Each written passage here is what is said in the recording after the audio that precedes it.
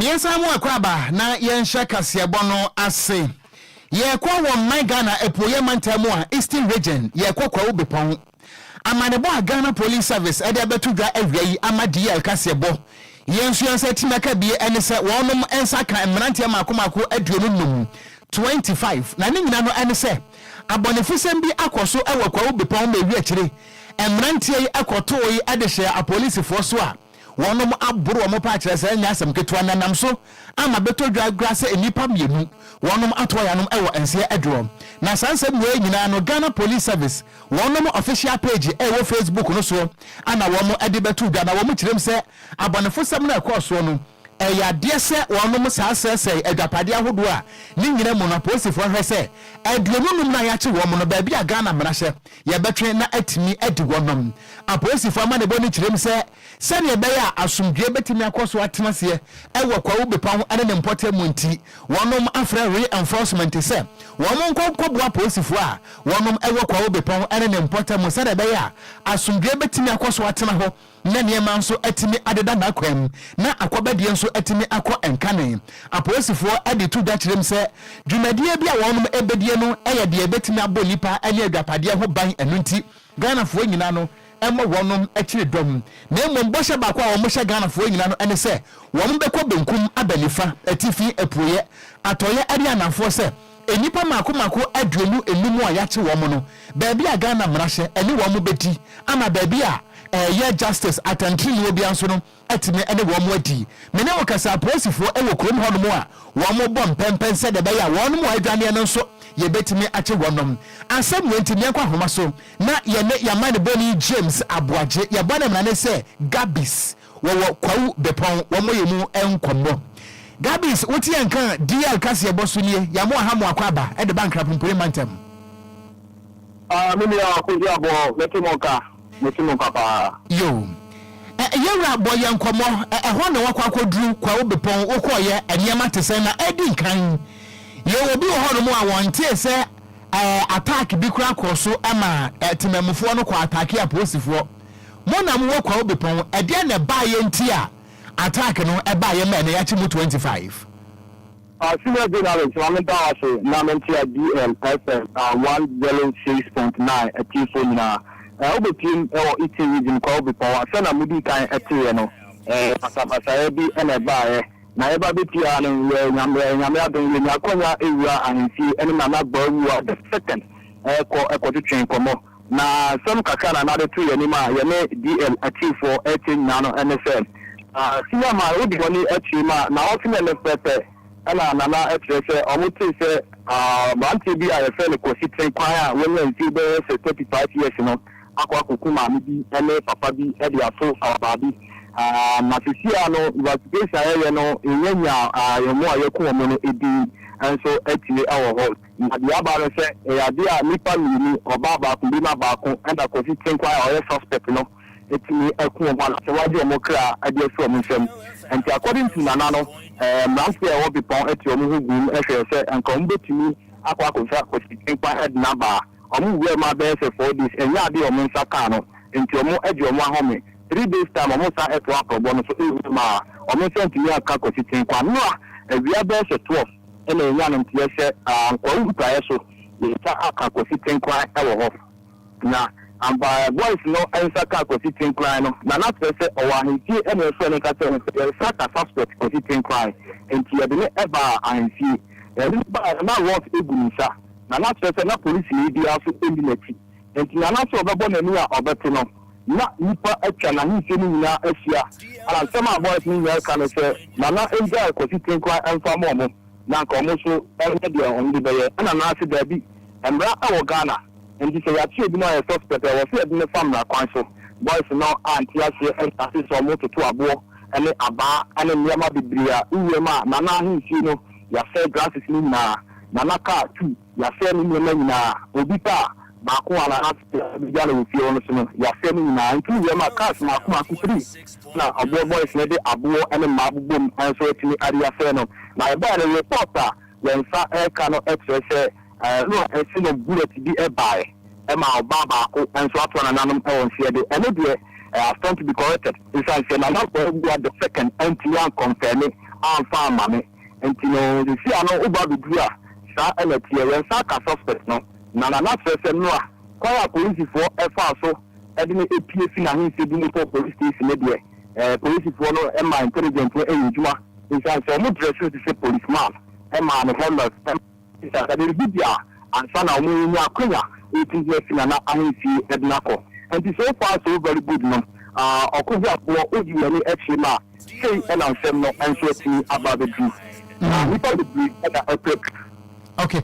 Gabi Mayemisa, the enemy say any pamienu ana wonom atoa yanom wonse do wobra crash ne ba ye no wada masa na tie no na me bisa me ka de me bisa na boy wa the second or the pon man ni na e ka tie me say anya dia ono betumi confirm ya ma me say nipa ni awu na me tie ya me investigation na me bisa from phone number 2 say a son of bullet ni ai ma baba ko de betumi confirm but na boy wa the second an kasa de antimi an confirm an fam am say odi ewu but nipa na a paper na e ba be tie no report enya say case about the top person there 5:30 to 6 there na obi a ewu den mu be power as apply by Ghana Police Service wo ha omo ye aduma mo pursue town an kasa de asemi ni obi a apebebi and so etuya fa now police service na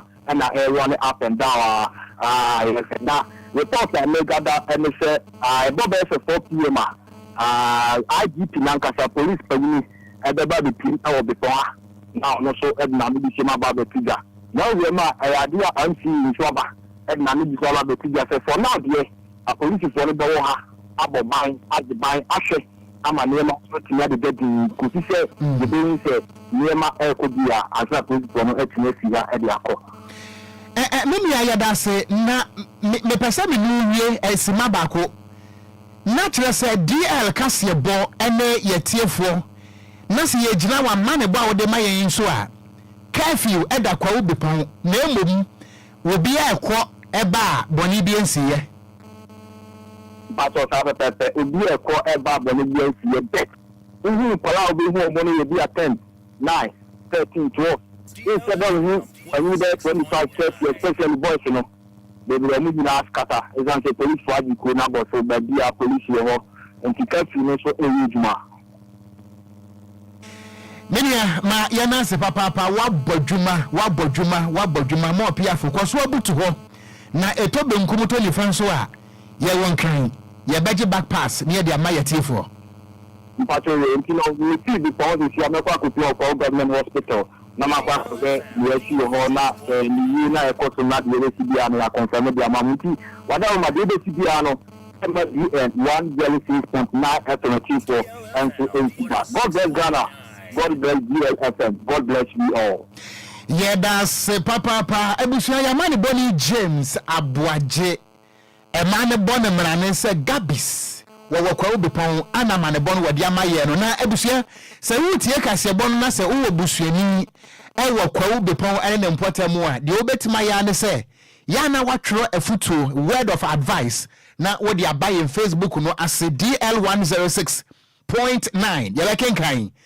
Yensu ya dia betimi ayama asumdua ma o magane mu no ana yeye yentu akase bono so ya to akase ne so bra Facebook na fa utiribu ponu sendi sanyi na aguo ya bakinkan enso ade amawo na yenkopemu awo abekuma central kropombe dwanem assembly na di dwumadie bi anopa ya kokroko omodi excavator ni machines bi aboa ma yedwiri da aguo ebubu da aguo no akopemu ompatam bia edi edaso ya matayoko addition mo na sande do manu dem ti sakra keto pano fo ma wonya bi no ne nyina ne sa sambi no akwakọ bubu omadan yane wona wo ho akamu bi edi nkoma omuchemche se omo ekotena sabia ye no omadi mfia biesia na omunim yekote bayira mama ene abekma central kropombe dwa no akofili excavator edi abesiwo omoje pade omudi mfia petepepe apress no mabebubu no ensemo ya ayawo hopa na yani Ebeneza Nelson ni ayite atwetwe nkomo eno de tu dwachem chese ne ekoso ndie mpenifo anya de krakrakrakrakra and Kabo Modi Bro Modia Kitikiti, very short. Answer Motia Puma, count ye. Omoma mumrebe brekwana mumfa mwabu amuhuno mumpebe bintina nsana. Oma betu sana mui, nanso, oma mfashi anye swine. Ema oma bebu buamuda assembly die, oma ye homeless. Assembly niso di tuga chemcha se. Oma deno masisi no masia assembly die ababe dure kwa nimu. Intudi abra Facebook ube hu video no. Na abra na assembly no, ebubu dino ni amanfo jenji no mushebi.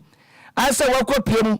Enso museum a wo hwe nioma no oba Facebook a be video Taylor edini nye guro esumi nso wo a obetime nya bia hwe assembly ni tirem chese edan no ajapade no maye ni nyina aba kwan ni ntika akora nya ba bi mfa enu nti no mutu sa anamoyi na yabekwa ama no so akodi nkomo ansana no yenhwe kwan ya na adehye ni bi ekasa enso ede afa ensemu ho. My name is Ebenezer Nelson Nherite. As you can see, this property is for my grandmother. She died and left it for us. So we'll be here. This building has been here for more than 60 years. Okay. And all of a sudden, the assembly wakes up. They said they are demolishing the building. And that the building is on the road. From all indications, as per documents that we have and all that, this building is not on the road. Okay. This building is not on the road. The assembly has not shown us any documentation to the effect that this building is on the road. The road is rather behind our building. So I don't know who is behind this act and they want to demolish a property that has been there for more than 60, 70 years. That is our grievances. We've been to the assembly's office 1 or 2 occasions.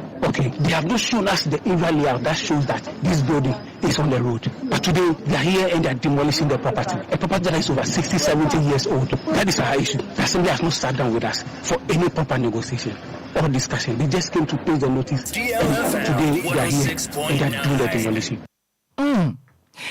Atie for moment Facebook na mo share ajapadia Sunday de omatu efre den mo ebegu abonten na awo hosam papa wo hwe nchense de abodan su a na chese 19 kodwo ho nchense den odan ya che aintia na pen focus adi mfia do sia na mo ye ajapadia no Okogyeabour okay ma menko ahoma no so emra yani owura Ebenezer Nelson ni ayite yabeka brofo kakra essence ni twi no ni jonku ye ne ya intino ye beka mbrofo Mr. Nelson ni anyite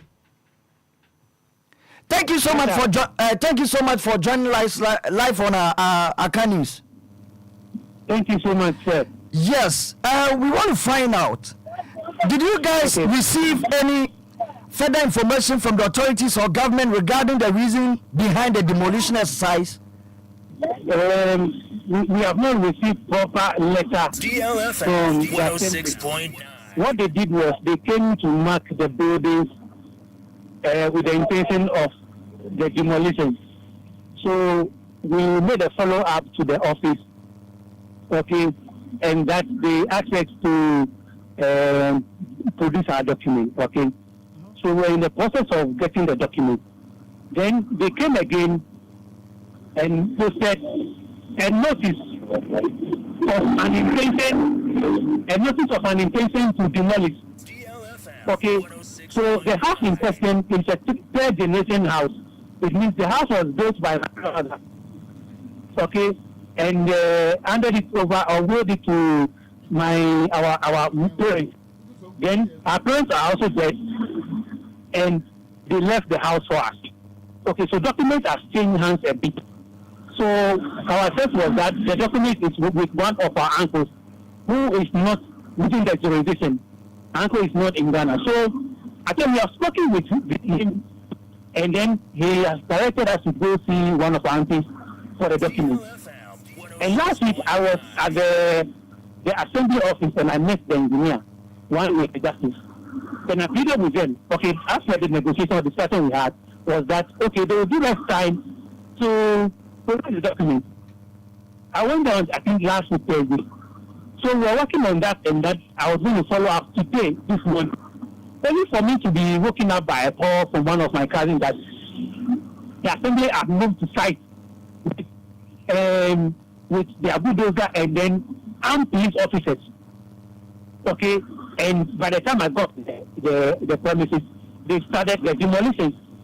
The assembly has not showed us any layout that depicts that the house is on the road. The assembly has not shown us any document to that effect.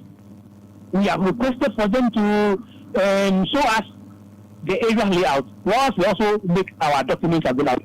They have not done that. They have not sat down to have any proper discussion with the residents. And this morning, they have come to displace everybody in the house. They have demolished the house. And now my aunts, my uncles, my cousins, and my nephew, my nieces, they have been displaced and they have nowhere to go now. When you come to the house now, you will see that they pack all their belongings and it's out there. They don't know where to send to. I feel that if the assembly has an intention to demolish a property that has been there for over 60, 70 years, there are due process to be followed. There are due process to be followed. What are the due process that assembly has taken? I don't want to bring politics inside, but Mr. Nelson, yes, I think the assembly also has a point that the building fall within the road. they have not shown us. You allege this must prove as we know in our basic knowledge in law. You are alleging that somebody is doing A, B, C, D.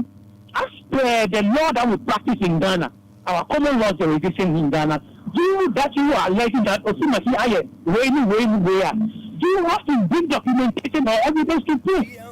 So the assembly is saying that our building has been on the road for over 70 years. We be paying property rate and all that up to date. There are documentation to that effect. Now, so the assembly, bring your document, bring the area layout, and show us, this is how the area layout is, and this is your building. So your building is on the road. You have not shown anything of that effect to us. Then you come and display the people as if you are displaying animals. If it were to be any property of any of the members of assembly, would they be happy? Would they be happy? So do you guys suspect? Okay, go on. So whether it is politics or that, the greatest suspicion is that people are fighting church buildings in the area. The area has to be a residential area. And they are giving permit to the people to build churches, and when it is night, all night, and they are disturbing people in the area. There's one church in front of the house, there's another church behind the house. And along the church behind the house, we came there recently, less than 5 years ago. They wanted to buy the adjoining property next to them and use it as car park. The owners of that property did not agree. So which reason they have proceeded to go and connect with the assembly to come and perpetrate this havoc on the people. So if, for instance, the building that the church wanted to buy, that property the church wanted, is situated on the road, our place is not a road. So why has the assembly included us in the whole demolition process? Why has the assembly demolished our property that has been there before almost everybody in the area came? The building has been there for 60, 70 years. There has not been any attempt whatsoever to repay our property rate up to now. So, what locals at the assembly to come and demolish that property? If they genuinely want to demolish all property or buildings on the road, the adjoining house that is nearest to our house also is on the road. Why have they not attempted or attached that house? And they are focused only on our house and then the other building behind us. You get what I'm saying? So, whoever is behind it, the churches that are behind it, and they are creating nuisance all over the place. So we assembly have the right, as per their bylaws, to regulate the level of noise. They are not doing that. And that is behind our house, rather. It's on the road. Okay. So if there's a property or the building needs to be collapsed or demolished, it is that case. It's not our building. So, Mr. Nelson, so what is your next move? Oh, as for the next one already, our laws are written to them.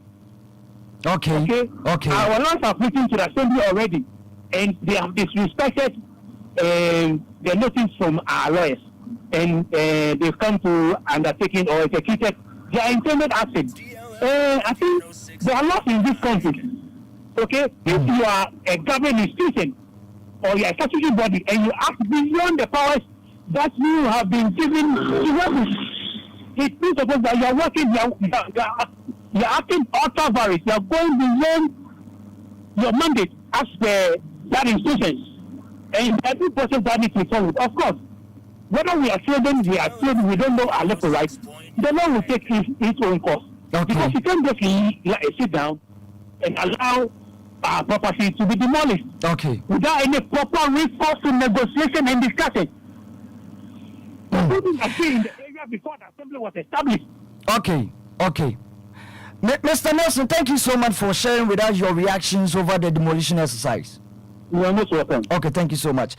Yane Ora Ebenezer Nelson ni ayite Samuel ne dan egu from ne nneɛma nso gu abɔnten ɔno ne yɛne no kɔdi ɛyɛ nkɔmɔ yi Okogyeabour wo hwɛ a ɛdan no ɛyɛ tete wɔ dan no bi akyɛyɛ papa na ne kasɛm no ɔkyerɛm kyerɛ sɛ nsɔre koraa nso ɛwɔ hɔ a wɔsɛ assembly no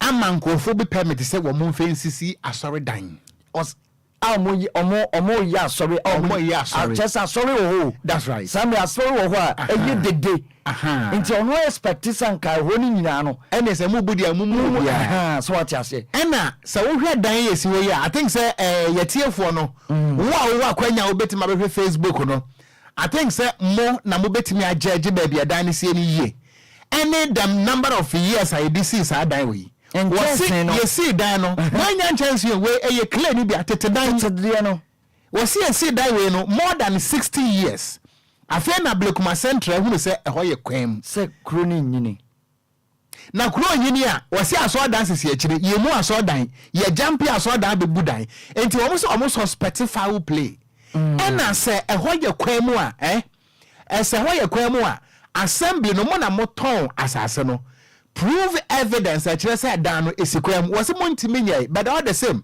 wɔsi lawyers atwerɛ kɔ assembly no ɔbɛkɔ court nti yɛhwɛ at the end of the tunnel yɛbɛfiri mu bɛba nti ɛyɛ afa adamfoɔ kurom ha woni adamfoɔ a wasɛm hwa fa adamfoɔ wae but ɛyɛ so unfortunate ɔmo wɔ adamfoɔ bi wɔ abɛn mu a kensi adeɛ baako ne sɛ we are not preempting the ebesie na mmom wohwɛ baabi a dan sie any time we dey see dan we Kwabena wohwɛ video n'akyi a ɔn sɛ asɔ date ɔn sɛ date TBC hɔ ɛyɛ uncompleted kra ɔmo gu so ɔmo yɛ wohwɛ ne far right nso a ɛdan wɔ hɔ enti minim kwan pɔten assembly ni yidi afa that particular plot no so all the same yɛhwɛ yi okay yɛnto asomboa yɛto akaseɛbɔ no so akɔ yɛnim woba Facebook no ɛso a ɛyɛ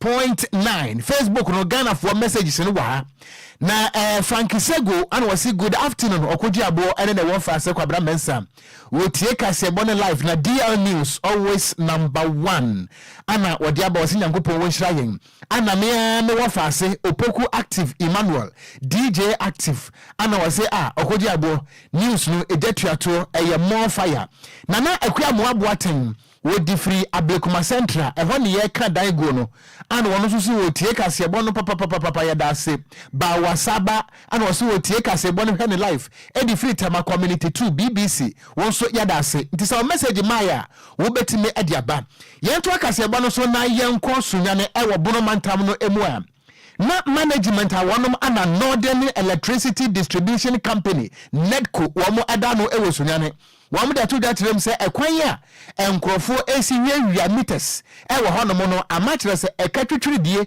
a ɛbro kyerɛ sɛ wɔtwe ho nyin ana wɔn ɛtemi abreɛ na sanse bu nyina ɛbeto dwa na wɔpani a wɔn ana yɛ area manager ɛma NEDCO ɛyɛ engineer Eugene ɛyɛ ado odoi ana ɔkasa na wɔkyerɛm sɛ wɔn de meter no bɔ hɔ na adeɛ bɛkye na wɔdasani atu ɛde kɔ sɛ nkateɛ ɛnti amakyerɛ sɛ ɛkatwitwiri die paa ana wɔnom ɛbɔ ɛnti wɔn de to Ghana fo nyinaa nim ɛne bambofo nim sɛ mommo wɔnom na wɔn adwapadeɛ yɛ ɔman adwapadeɛ no wɔn nti mommo ho ban firi sɛ ɛka no akorɔmfoɔ no ama wɔn bɔ wɔsunya no hɔ no ɛne yɛ nyan the way that people are stealing our meters is growing. Formerly used to be very few, but now it's going on at a higher rate than expected. What happens is that the meters are supposed to be at places where both utilities and customers can access. And because of that, we don't encourage that meters are obscure places. Now this exposes the meters to other people who may have interest in them. Some of them will take them just for their personal use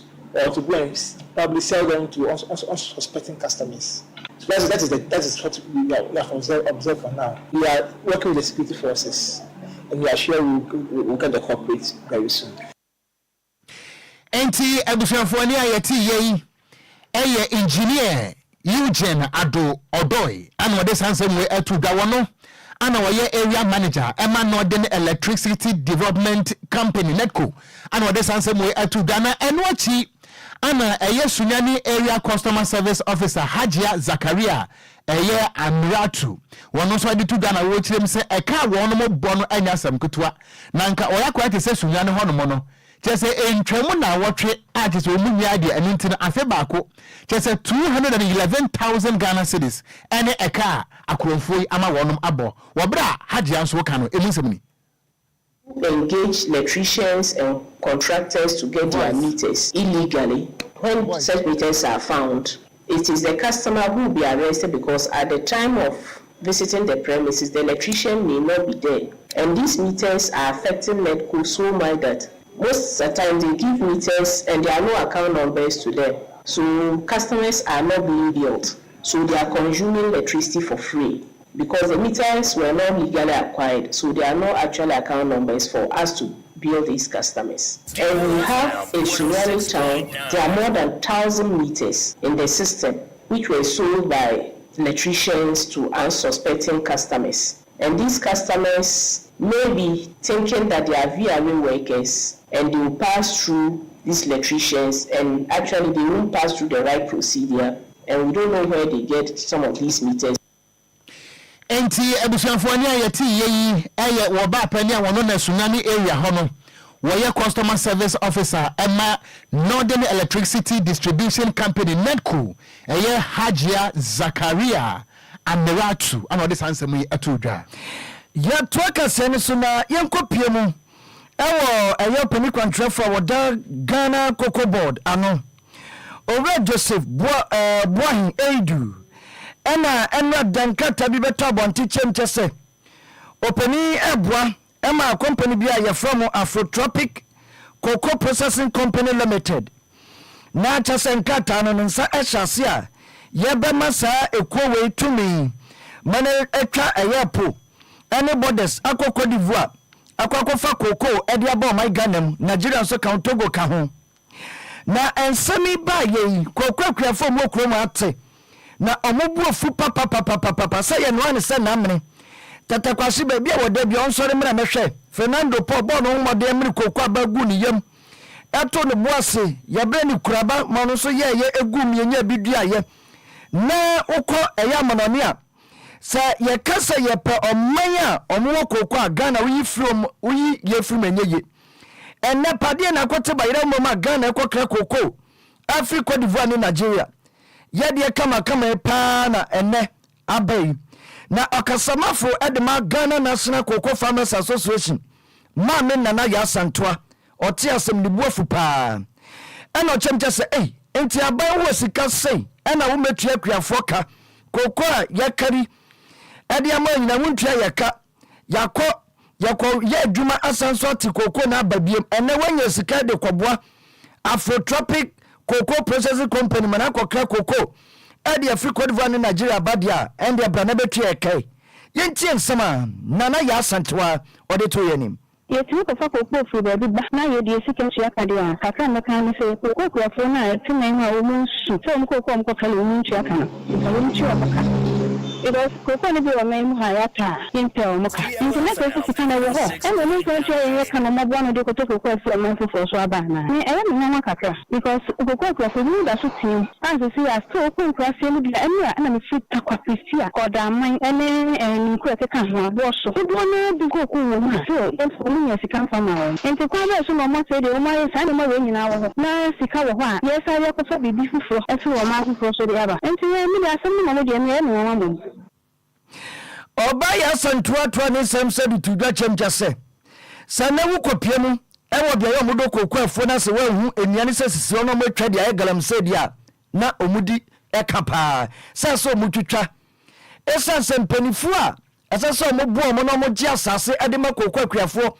Edua cocoa beans no omo nyo enunti galamse fo na gya asase na omo ba wasase so na omo no bedi nkomo say ye pe cocoa fo ndie tu galamse na wanti ase na omo twa kanko ehia ho into metutu galamse na afa kokoo no na ese mrantie tie omuyiri nansen no omuyi ase na ka pampam no na twa so into aba ne sa na okrani unya kwan bia nkokokwa from te say wujemu na ode momo osinsem we ba omode nsam no kwan fofo mo nka bi momo abampen fo so ni mia koso enti omo nka bi momo eno na ka hu bia akuafo na tonto mu kokofo ni na ede age galamse sika ne Ghana yetu anamo akoko divo ne Nigeria ekope kokwa atoi Nkofo hwehwe omo kokoo dia we galamse ya se enye obi ne kuma ntwe obi ose akona bi ne ti ade akyerema se obi de ne so anase obi ko bokum se na bi ti kwan hu obi mu nka so ya obi mu kra me obi mu so bebre mama da kan ha so kokoo fi ani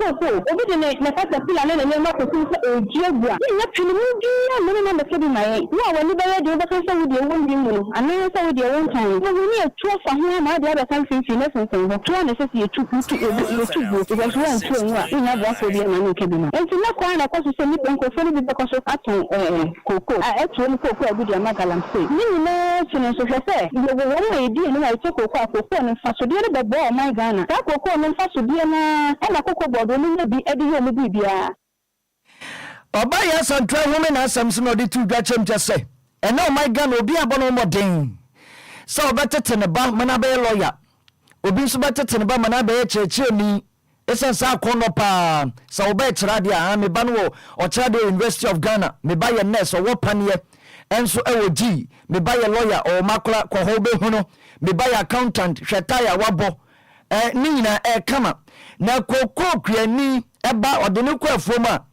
almost ye child trafficking na ye se no ebe na kokoo kwafuom o mu friwa ye nya bi ahye ho ye ntiense mo di twato ebi se me o ma me yehu ha kan se koko emfata sa akwala na so obi ekoye koko se lawyer e de ne bako adwuma na so lawyer no ye good o se ni ba me na be lawyer teacher ni de ne bako so teacher ni ye good o se ni ba me na be teacher na koko kwa ni kwa de ne bako so na so child labor na ha no konko na fo mo no koko ni afam no koko bo no so na kan ko teacher ti bi nya enti de be ba ni se ni aba na aba ya ji so na aji so no na ni ameka so o ma ni se koko sika ni bi wo ho dia o mo fam na fam ti akofo no kan akofo no bobo na Eni yeti ye aye kasama fedema Ghana National Cocoa Farmers Association.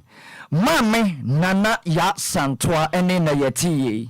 Yantu awia pramtobra kasia bono eso ye friend no agemensem.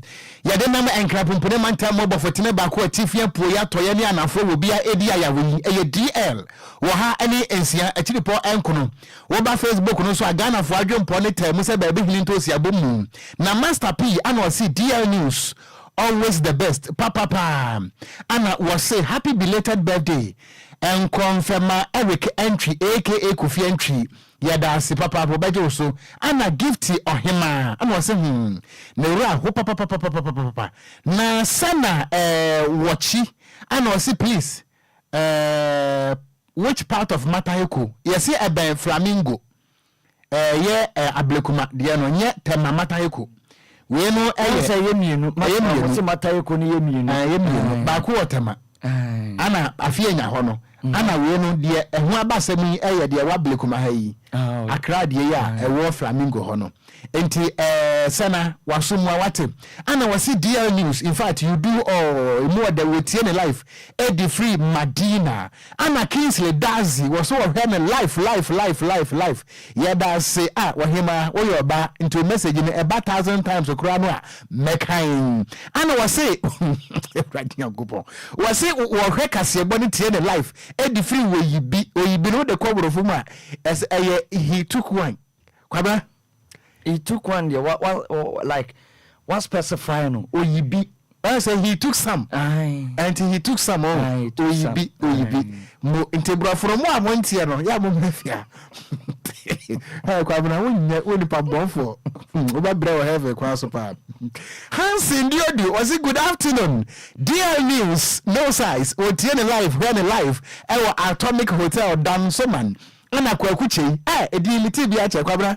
Kwakuche akwese China ni odi agbaje biti bi ache was it the Kwabena is fantastic what really tree was it the Kwabena is fantastic and the voice also nice. God bless you guys mo uswen shawa yampere yentu asu ni yanku yanim na wotwe atwa no ana Ghana Revenue Authority ade betu ga say Ghana ban ana asoma no na asoma wasoma na ba Ghana fo nyina so ne say cars ya wodu anam krom ha ne asie efe bibi emission carbon emission eno nti aban ne se saade no wo ma maje ho to na Ghana Revenue Authority for this answer ne ba ya no te se awia fufuo eche wadrom nti ehia nkwanhia ene adwuma ko pie no na akasa tiampo ama nanabi a wo national organizer edema NPP chirem se ade no a wono ana aban na ye no eni wu airtime eni nti aban no one drop emission level no one transensan nanso aban na so bua alata boyebon sansam a eda so nam from no ana nana ode no ho pon ana se wode no ho nana pon one na national president Emma Ghana Association of Garages one more a cracker at talk no what the two Dutch them says emission level no sabana and transensan ya well, members 3.5 million. One bad demonstration at Yamampani Kufuada. I just will Ghana Quatamachebi. Sechebi Swanyanua. I just say Lambele. Because actually, Ghana man said, me a national president of Ghana National Association of Garage. Any part of control me a 3.5 million. Sebas said the task we a better demonstration go 1 week. I'm a no vice president to know open to me. Now they be about one first that problem solve. Not too funny as I be Kumwa. As a president now, Obabidino, and also Obabidino. What was the major problem? Because Ghana for no Ghana population here to Abama. 10 million, 4 million NDC, 4 million MPP. Some 4 million at one time no. Omo 40 voters. O ka say people be too much na to much. It is only part of mo and I know na kwanya so with the president man ye. But the problem now we also with that problem no. Now as a vice president no, we are more the leader of the party from now go not tax be but now to me stop. Not finance minister not to be the leper. And our finance minister to be the back. And suddenly I got cabinet meeting. I'm a cabinet meeting. I can't just here stop him here. Then no problem. Enti enwachi ana odele ho na napon de tato wasa class 1 ni eni suku bag na samo kan nyina no ene se wontiase de ntia yewa kwasi amo akwata Roads and Highways Minister 8 mission in some mato boots mako 37 nationwide wo close me down ekonfinhia miensa na abanwe ayedi na wonom Ghana fo na sabre ye de tax no epempem won wo kirem se de aban na ye no se bia buru se bia nya do wuntimi fa se bia okrama abatan ni nufu enkodi agro sa dan so Kwabena aye hu wo mo kirem a wo mo se sadabodabo o fa ne kosu na se wa anya wo hia na chese kosu na sai enti mampani ekufo do mo kashire demonstration wo de be so ne ba umia okrom ha no this ye nyina ekoso abi Yatima to tow 3 years to I told the Biblia. Yatima to tow 3 years. Our Gadu Foka year load to that 33. We so much to Wagadugu Wadawa. We know what I want from the car for a couple of Wagadugu. Do I inquire to the Azo and the former sequel as well. Yen you need to back over the Moko. Pieces are no more will take that responsibility. Entinia yeti ye eye wodele ho nanapon wono na ye national president Ghana Association of Garages wo mo eton ka no ne bu ofosi atemota forest ba bia me phone no yira he no ye to kase no so na yenkopiemu ewo NPP amanyokrom twetwefo panedima NPP amanyokro ne din ade ora Justin Frimpong Okodua na wakasa papa chemchese nani ada na NPP amanyokro no ko mo prime minister ono akwakwato aba asone eyema sebedwafo no so na ebi mo afiri agro no mu ebi mo so aba be hye new faces aba adadafo no bi ekotena fie edi momome enso ata wona wa ba agro no mu na ochemcha se abato ne ba be koso no omobo ntoa na ntoa nso de akroma yenim entoa bon se ne esitie kasa twetwe ne adidi atem infantini beka ereshama awroba wodo a omo hyesha manfo bi no sambe ni nyina etwontwa na omo hwe no mo nkambom se de beya abato kase ede yenim ya MPP ene NDC nya manyokwa wodo ebo mo moden se obia betimi afa konwa tena so na amai Ghana babia ya nenami yatimi amampuntu abaso no etimi enso ede nyoma gu akoma bibibia enso etimi agya na so na ora Frimpong Kwabena kasa no chemcha se sambe de omampenne na de dankwa kufod na babo no homodi ye pa ya de akonya emo mfe nwatwi mpuntu dwuma nkra mpumpuni mantem burof obobobo mya ya huduo bi a wokọ ha obehu uni ani akopa bi na fakọ ochemcha so mo nkambom na breaking the 8 na do man de bia eno de ye aniswade hu a omobom peso metimi breaki na ye de Ghana show monsa na ne wo mutinim no omode atoaso yentie nsama ora Justin Frimpo Okogyeabour Ademaye baby edru no yetia na so obi aye no bia ka asem bia nya ode nam ento abo aye bo nyina na yendwe party no ye hwe baby efiri ba ye 1979 na nke wa akonya se ba begudi akonya no na ye ntem ye mo basa name ntu ho ase ambo aye na take you over so many years about 20 years ansa kwa na 2 years aba ye ho ye akofa penso no ma wo ye so sa ye ko 2008 depending buwa mentem ho ase yesu ye akoye mi sei na men koto aba ye koto aba MPP enya amafo trans na amafo nu wo mo ho ti Akufo-Addo abamba ya ke no ma bia ke hwehwe ka fees nyasko ne bia bantem ka no ora Frimpo Okogyeabour training samso di tu da chem cha se o man pen na do dan Akufo-Addo na ban MPP ba ye o ma ye dwuma papa enso e wo krom ha no nam nkram pontem bibria ye hu putuduma e kosobu aka echi na so potakwa de sha ase kwa che se yibi wie ahoche bias ka se me ba na ama yetimi nkoyanim ene ya sha ase proje bibria koso ene ofinka okokuma se odi pokwa se otofa nko wonam pasa ye nkra bibria dwuma oba denta ekwan ye wo ho okonungwa ekwan ye wo ho ene dwuma bibria aban na ye etimi bugidie se ye nyina ye kabom na MPP aban no ene part work ene Ghana fo nyina ye adom na hu se bi ye boa ma ban sa atoaso na okonanim ene yeti ye twetwefo penid ma MPP amanyoko owura Justin Frimpo Okogyeabour ene ana yeti ye da so agina mu ewo kasebo no mu a ya dom soko ewo amanyose mu nte hwan mu ane agina na ye body awam ewo suhum ane ne mpota mu a nansan MPP esi ahene ne eto ahene delegate wono mu kokoto aba ma ewi akiri na wopani ane din ade Frank esi edu Bequeen ma ne bo ne mrane se protozo a wono ana awi ni se NPP newly elected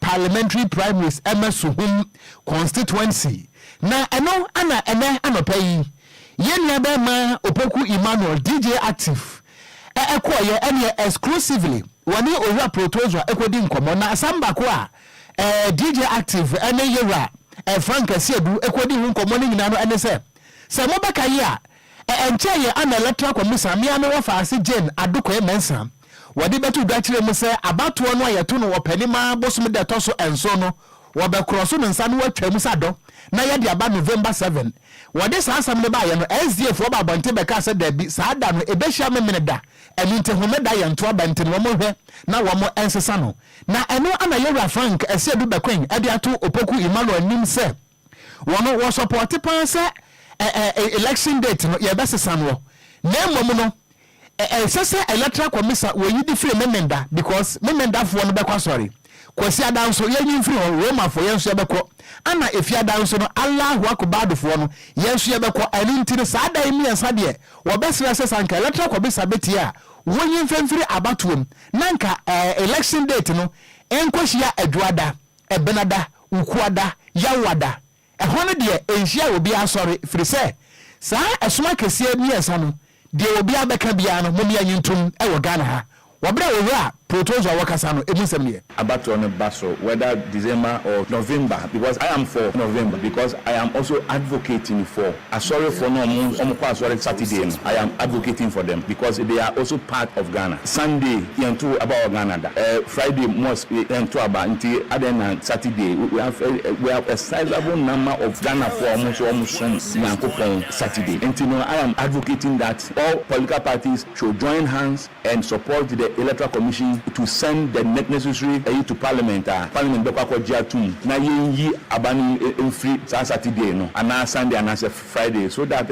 as soon as I say na money na feel affected. Yes, you need to do a proper needs assessment. Enti abusuafo ne ayeti ye Frank Asiedu Bequeen proposal I don't know wono na ye NPP parliamentary candidate ewosuhum ano de sansem we nyina no etu edwa abusua awia premte breka sebo ye kenkan ede ama wono na ya wowusu wose dia news more fire ana Patrick Chum wose more vim ana wono nso wode aba na ya wusu si wotie ne live edi free Kumase ana wose askwa Kumase alignment center hɔ no mo so tie kasebo no enya asem kotua apakan GH atenase latest from the world of sports. Stay tuned. DL News.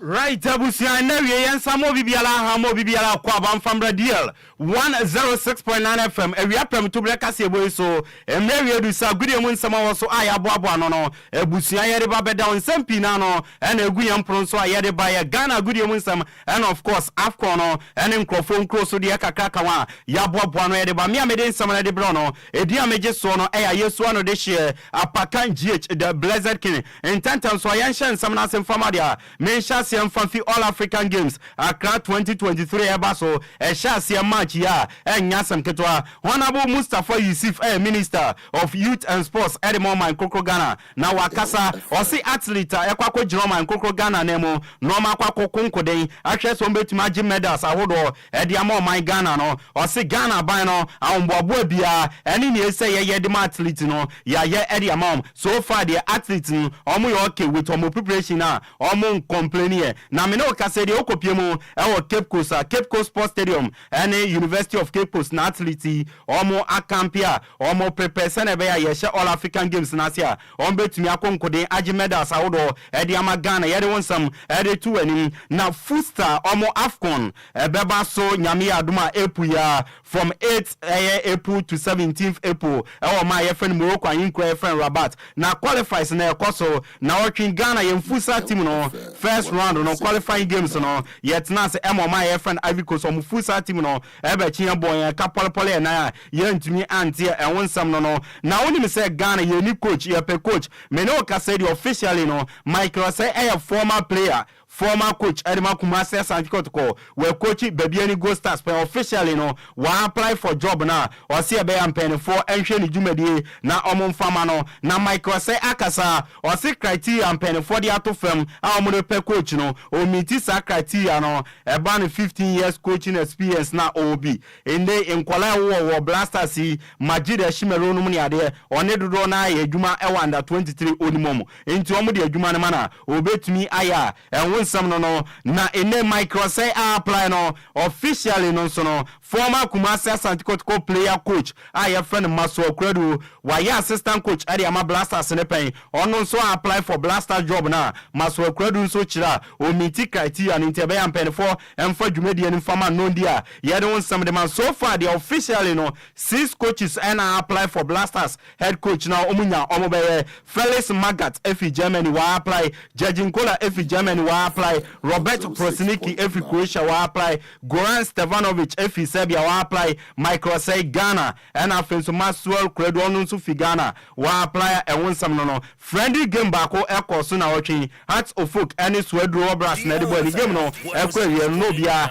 ahye ne yonko eka bako Kofi Agbasime na ehye go no edema Hearts of Folk J Kufuor Cup ebeba so afi on the February 18th 2024 wa Babaya Sports Stadium and asa J Kufuor Cup na beba empenefo echima Kumasi Santikotoko ne nso Athreman and this game na beba ania ye de wonsam edema Abubakar Damba a legendary goalkeeper e Ghana me no ka say there officially will take over Kara United as interim head coach okono coach ma e wonsam no Afcon no quarter finals no e ba so na otwi na first game no e ba so da no memory da no o ma ye friend Ivory Coast last minute extra time no na omo share winning goal omo chi o ma ye friend Mali e bo ma kamienu e mo mo team ba ko enso ntimi no ka say the Ivory Coast a qualify ko pm our semi final Kevet and o ma ye friend South Africa 0-0 and omo boy ne mo penalty shootout no and o ma ye friend South Africa e win by 2-1 me no ka say South Africans no o ma qualify Eddie Coleman ni no mo goalkeeper Rolling Williams, South Africa captain Mensah on the day no na ne money more Estonia o save penalties in makumako 4 e o shootout no de boa South Africa o motumi e de qualify me no ka say 5 games Rolling Williams adawa Afcon mu no we keep 4 clean sheet ne money e o suye 4 teams qualify akopie mo semi final Nigeria omo qualify akwa mu ewo semi final 16th times any DR Congo akopie mu ewo semi final wey omo 6th time Ivory Coast apie mu semi final omo 11th time and South Africa apie mu semi final wey eneyo omo 4th time enso ewo nyame aduma okuada and semi final eba so okuada 5 p.m. Nigeria and South Africa bebo na 8 p.m. so no Ivory Coast and DR Congo enso abo ebusia yemfa good evening nsem NC na Kwabena Abrampah ne Okogyeabour ompra prechire na yemfa kasebo ni nsi mi amede good evening nsem na ebra no edia meje so no eya Yesu ano de hye apakan GH the blessed king. Over to you Okogyeabour. Meda se ebusia me wafase apakan anode agoprama so nsem aba no ye gina we so na kasebo no ye diliti ahye motuom ne abum se edwe champion tailor technician on duty nyame wonchira me yeso a nana adwa silky is up next I can come from you edia mejeso Ghana stakatia meeting kura Okogyeabour Ocran Kwabena Mensah Abrampah yama monitor adehye yakramo DL News.